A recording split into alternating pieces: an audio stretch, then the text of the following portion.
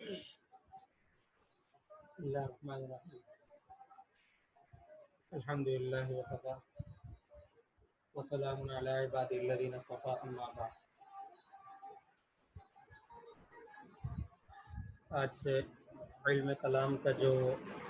قاعدہ کہہ سکتے ہیں، نورانی قاعدہ ہی کہہ سکتے ہیں، کتاب کا جو مشہور محدث اور فقی حضرت امام طحاوی رحمۃ اللہ علیہ، مشہور حنفی محدث اور فقی امام طحاوی رحمۃ اللہ علیہ نے لکھا ہے، اس کو شروع کرتے ہیں، کیونکہ مسلمان کے لیے عقائد کا معاملہ بہت ہی زیادہ اہم ہے، کیونکہ عقیدہ ایک کام کرتا ہے، انسان کوئی عمل کرتا ہے تو عقیدہ اگر اس کا درست ہوتا ہے تو اس عمل کے اندر جان پڑ جاتی ہے، بلکہ اس عمل کے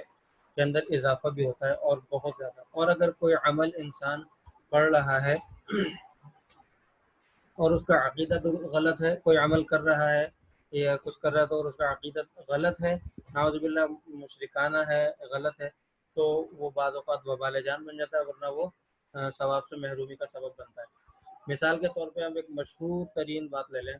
ایک شخص درود پڑھتا ہے آپ صلی اللہ علیہ وسلم پر، اور آپ صلی اللہ علیہ وسلم پر درود پڑھنے کا طریقہ وہ اختیار کرتا ہے، الفاظ وہ اختیار کرتا ہے کہ الصلاۃ والسلام علیک یا رسول اللہ، علیک، اور یا جو ہے صیغہ، یہ صیغہ مخاطب ہے، اور مخاطب کا صیغہ کا مطلب یہ ہوتا ہے کہ ہم وہ اسی کو مخاطب کر سکتے ہیں جو ہمیں ہمارے سامنے ہو یا ہماری بات سن رہا ہو، جو براہ راست یعنی ہمارے منہ سے نکلنے والی بات براہ راست سن رہا ہو، اس کے لیے ہم علیکہ کا کاف ضمیر اور یا جو ہے خطاب استعمال، حرف خطاب استعمال کر سکتے ہیں۔ تو اگر کوئی شخص درود الصلاۃ والسلام علیکہ یا رسول اللہ روزہ مبارک پر حاضر ہو کر پڑھ رہا ہے تو کوئی اس کے اندر کوئی اختلاف نہیں اور کوئی تفصیل کی بات نہیں ہے، پڑھ سکتا ہے، کیونکہ روزہ مبارک پر آپ صلی اللہ علیہ وسلم خود سن رہے ہوتے ہیں۔ اور جو ہے کوئی اگر جو ہے کہیں اور سے روزہ مبارک سے پیچھے ہے، کہیں اور دور سے پڑھ رہا ہے، اگر وہ ان الفاظ کے ساتھ الصلاۃ والسلام علیکہ یا رسول اللہ، اگر ان الفاظ کے ساتھ درود پڑھنا چاہتا ہے تو وہ ان الفاظ کے ساتھ درود پڑھ تو سکتا ہے، مگر اس کا عقیدہ کیا ہے؟ اصل مدار یعنی ان الفاظ سے پڑھنے پر مدار جو ہے، اصل مدار یہ ہے کہ یہ عقیدہ کیا ہے، کس نیت سے پڑھ رہا ہے، کس عقیدے سے پڑھ رہا ہے۔ اگر اس کا عقیدہ یہ ہے کہ آپ صلی اللہ علیہ وسلم میرے زبان سے نکلنے والے ان الفاظ کو براہ راست خود سن رہے ہیں، اس لیے کہ آپ صلی اللہ علیہ وسلم ہر جگہ حاضر ناظر ہیں، نعوذ باللہ، اس عقیدے کے ساتھ، جیسا کہ اہل بدعت کا، ہمارے فی زمانہ اہل بدعت کا عقیدہ یہی ہے، تو اگر اس عقیدے کے ساتھ کوئی پڑھ رہا ہے تو اس طرح پڑھنا جائز نہیں ہے، اور اس طرح پڑھنا پھر شرک کا سبب بنے گا اور وہ شخص مشرک ہو جائے گا، اور ورنہ بدعت تو ہے یہ۔ اور اگر کسی کا عقیدہ یہ ہے کہ آپ صلی اللہ علیہ وسلم نے فرمایا کہ ان من افضل ایامکم الجمعہ فاکثروا علی من الصلاة فان صلاتکم معروضۃ علی، اگر کوئی شخص یہ ذہن میں رکھتے ہوئے کہ فإن صلاتکم معروضۃ علیہ، کہ آپ صلی اللہ علیہ وسلم پر درود پیش کیا جاتا ہے، کسی اور کے ذریعے سے اللہ تعالیٰ پیش کرواتے ہیں، یا دوسری حدیث جیسا کہ من صلی علی عند روضتی فسمعته واجبته، کہ جو مجھ پر میرے روزے پر آ کر درود پڑھتا ہے تو میں سنتا بھی اس کا جواب بھی دیتا ہوں، ومن صلی علی نائیا ابلغته، اور اگر کوئی دور سے کہیں اور سے درود پڑھتا ہے تو وہ مجھ تک پہنچایا جاتا ہے۔ اگر یہ عقیدہ رکھ کر اس عقیدے کے ساتھ کوئی شخص اگر پڑھتا ہے تو صلاۃ والسلام علیکہ یا رسول اللہ درود پڑھنا بھی جائز ہے۔ یہ بات تو نفس جواز کی۔ یہاں پر آپ دیکھیں کہ صرف عقیدے کے بدلنے سے کتنا فرق پڑ گیا، ایک صورت میں جائز ہو رہا ہے اور دوسری صورت کے اندر شرک ہو رہا ہے۔ تو اس لیے امام طحاوی رحمۃ اللہ علیہ، اسی طرح یہ تو ایک مثال دی ہے میں نے عام سی فی زمانہ، باقی اور بہت سارے ایسے عقائد ہیں جو انسان کو گمراہی کی گھاٹیوں میں اور گہرائیوں میں گرا دیتے ہیں۔ تو اس کو شروع کرتے ہیں۔ حضرت امام طحاوی رحمۃ اللہ علیہ فرماتے ہیں نقول فی توحید اللہ معتقدین بتوفیق اللہ، کہ ہم اللہ کی توحید پر توحید کے بارے میں اور اللہ کی توفیق پر اعتقاد رکھتے ہوئے یہ کہتے ہیں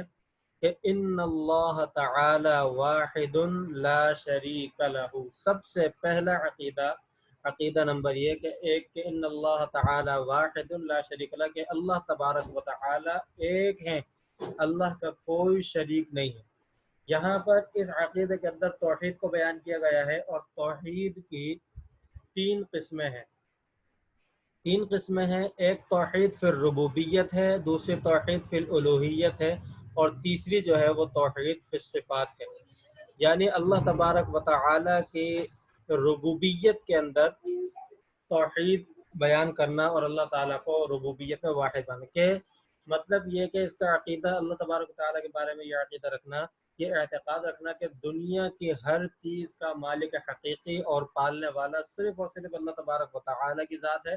اور اللہ تبارک و تعالیٰ نے ہی ہر کسی کو پیدا کیا ہے، اور ہر کسی کی روزی روٹی کا مالک بھی اللہ تبارک و تعالیٰ ہی ہے، اور زندگی موت دینے والا سب کچھ نفع نقصان کا مالک صرف اللہ تبارک و تعالیٰ ہے۔ تو ربوبیت کے بارے میں اللہ تبارک و تعالیٰ ہی کو مالک حقیقی جاننا، یہ توحید فی الربوبیت کہلاتا ہے۔ دوسری قسم ہے توحید فی الالوہیت، یعنی اللہ تبارک و تعالیٰ ہی صرف اور صرف الہ ہے، اور اللہ تبارک و تعالیٰ جو ہے اللہ کے علاوہ کوئی اور الہ نہیں ہے۔ الوہیت کا مطلب یہ یعنی عبادت کے قابل صرف اللہ تبارک و تعالی ہی کی ذات ہے۔ اللہ تبارک و تعالی کی ذات ہی صرف عبادت کے قابل ہے، نہ اللہ کے علاوہ کسی اور کو کی عبادت کر سکتے ہیں، سجدہ کر سکتے ہیں، نہ کسی ولی، نہ کسی نبی، نہ کسی فرشتے، کسی کو بھی نہیں۔ اسی طرح اللہ تبارک و تعالی سے مانگنا بھی ہمیں صرف اللہ تبارک و تعالی ہی سے ہے، کہ اللہ تبارک و تعالی ہی دینے والے ہیں، اللہ کے علاوہ کوئی اور دینے والا نہیں ہے۔ تیسری قسم جو ہے توحید کی، وہ ہے توحید فی الصفات، یعنی اس بات کا اقرار کرنا اور اس بات کا اعتقاد رکھنا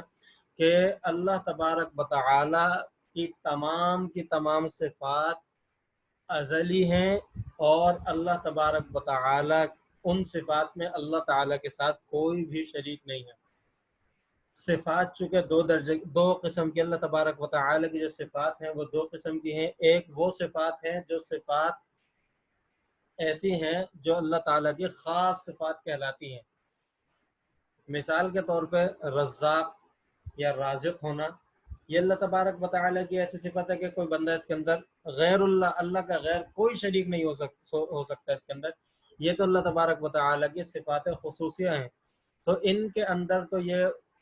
یقین رکھنا ہے اور یہ اعتقاد رکھنا کہ اللہ تبارک و تعالی ہی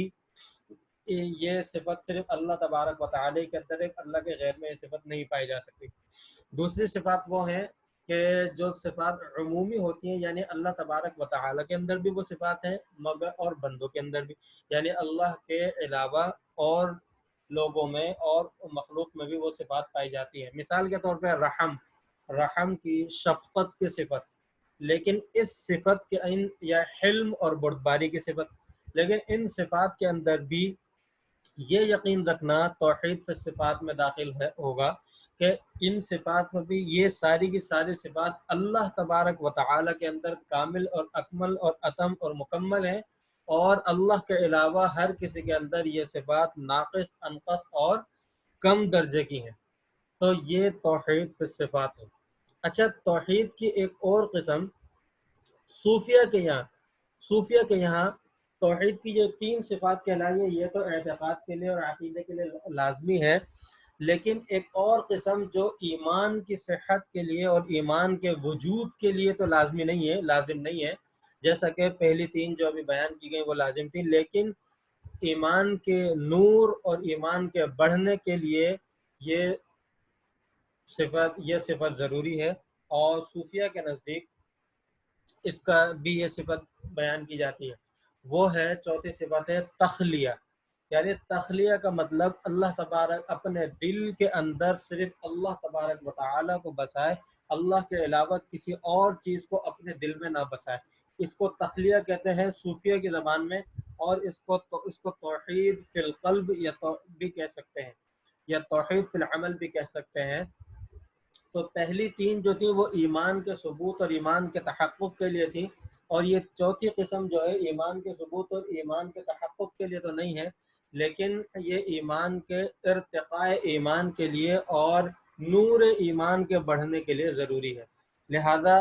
تخلیہ جو ہے یہ چوتھی قسم ہے، جیسا کہ حدیث جبریل کے اندر بھی اسی تخلیہ کو بیان کیا گیا ہے. آپ صلی اللہ علیہ وسلم نے فرمایا، حضرت جبرائیل علیہ السلام نے جب پوچھا کہ اخبرنی عن الاحسان، احسان کے بارے میں مجھے بتائیے، تو آپ نے فرمایا قال ان تعبد اللہ کانک تراہ فان لم تکن تراہ فانہ یراک، کہ عبادت ایسی کرو کہ جیسے کہ گویا کہ تم اللہ کو دیکھ رہے ہو، اور اگر تم اللہ کو نہیں دیکھ رہے تو اللہ تبارک و تعالی تو تمہیں دیکھ ہی رہے ہیں. لہذا یہ چوتھی قسم صوفیہ کے نزدیک تو ہے اور حدیث سے ثابت ہے، لیکن یہ چوتھی قسم ثبوت اور تحقق ایمان کے لیے نہیں بلکہ ارتقاء ایمان کے لیے ہے. لہذا ہر معاملے کے اندر، عمل کا معاملہ ہو، خرید و فروخت، کاروبار کا معاملہ ہو، یا جاب کرنے کا یا نوکری وغیرہ کرنے کا معاملہ ہو، جو بھی معاملہ ہو، ہر معاملے کے اندر غیر اللہ کو دل سے نکال دینا اور اللہ کو اپنے دل میں بسانا، یہ یعنی غیر اللہ کو دل سے نکال دینا، خالی کر دینا غیر اللہ، اپنے دل کو غیر اللہ سے، یہ تخلیہ کہلاتا ہے. تو یہ جو ہے یہ ایمان کی، یہ جو سب سے پہلا عقیدہ جو امام طحاوی رحمۃ اللہ علیہ نے بیان فرمایا کہ کیا فرمایا کہ ان اللہ تعالی واحد لا شریک لہ، یہ اس کی تفصیل اور تشریح. اللہ تبارک و تعالی ہم سب کو توحید پر جمع رہنے اور توحید پر ہی موت ہمیں عطا فرمائے. وآخر دعوانا الحمد للہ رب العالمین.